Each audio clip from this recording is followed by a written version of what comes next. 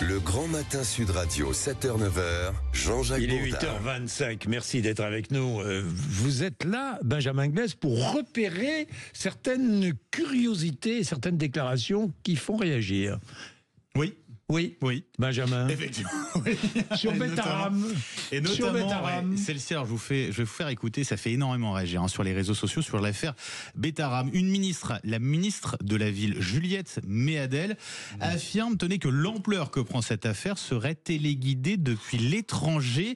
Écoutez bien, voici ce qu'elle a dit hier soir sur BFM. La vérité doit jaillir, c'est une évidence. Mais à qui profite la dénonciation de ce scandale maintenant? À qui selon vous alors? Moi, je trouve qu'il y a en Europe en ce moment des forces qui sont extra-européennes, pour ne pas les citer. Trump souhaite disloquer la démocratie en Europe. Musk a lancé un scandale, tout le monde le sait, en Angleterre, avec un scandale du même type, sur des faits de pédophilie, des faits d'agression sexuelle. Ouais, mais donc, ça ne signifie pas qu'il y a un complot derrière. Non, je ne dis pas du tout.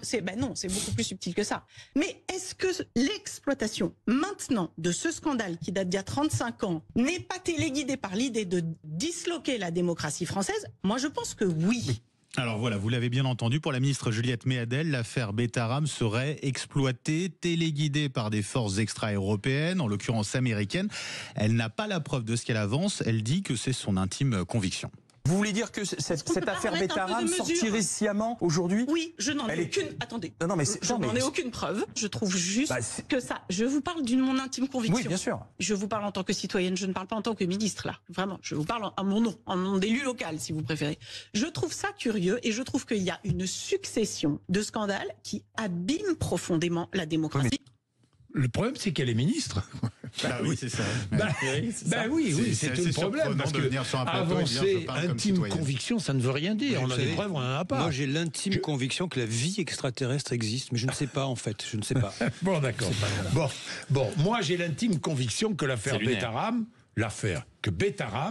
c'est une opération politicienne montée par la France Insoumise. Oui, non mais alors Jean-Jacques, que la France Insoumise, avec la volonté bien sûr, de chasser Emmanuel Macron du pouvoir. Insoumise en face des caisses. Que la France Insoumise en face des caisses, c'est indéniable. Maintenant, il y a quand même un énorme problème, pardonnez-moi. Parce que Mélenchon veut être candidat à la présidentielle. Oui, mais d'accord, mais il n'y a pas que ça, Jean-Jacques. C'est le problème de François Bayrou depuis le début. À chaque fois qu'il y a un dossier qui concerne un moment ou un autre, une opération de communication, il se vautre. Ça a été le cas dès le début de son poste de Premier ministre avec l'affaire de Pau. Ça a été le cas avec Mayotte, ça a été le cas. Et là, l'erreur fondamentale de François Bayrou est d'aller devant la représentation nationale, de faire de la politique comme on en faisait en réalité il y a 40 ans, en disant ce sont les gens c'est pas la question, mais enfin Jean-François, il me semble que vous suivez la vie politique depuis quelques années quand même. Vous savez à quel point la communication est désormais, qu'on le veuille ou qu'on ne le veuille pas, indissociable de son action. Et d'aller devant la représentation nationale et de dire je n'étais au courant de rien en balayant d'un revers de la main pour aller voir les victimes et dire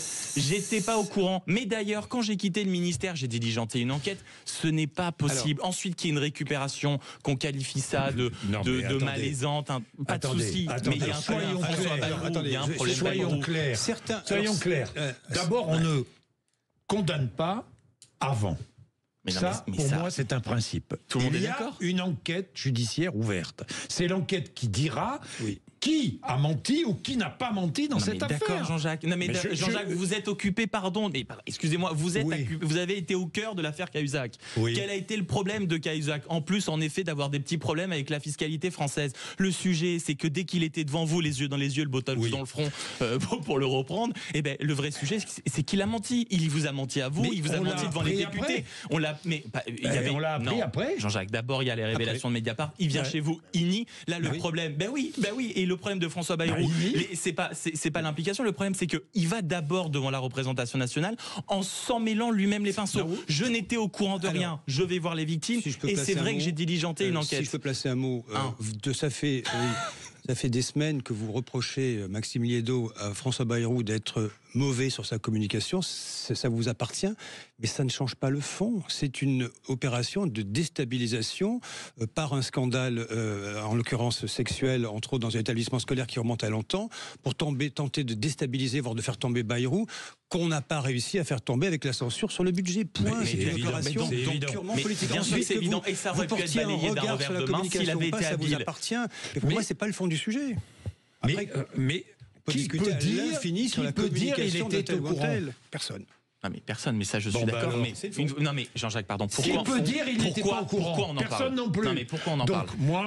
Est-ce qu'on en parlerait autant? Est-ce que la France a parce qu'il y a eu scandale à une certaine époque dans cet établissement. Et parce que pourquoi on en parle. Mais pardon, si François Bayrou devant l'Assemblée nationale en début de semaine dernière affirme: j'ai en effet fait tout ce qui était en mon possible quand j'étais ministre de l'Éducation et ensuite par mes suivantes fonctions, j'ai toujours tout fait, etc. Ça ne prend pas la même ampleur. Le péché originel est d'assumer, de faire semblant de croire que je n'ai rien vu et c'était le singe. Je n'ai rien vu, je n'ai rien dit. Et je communique bien ou mal. Mais parce que c'est le fond du sujet.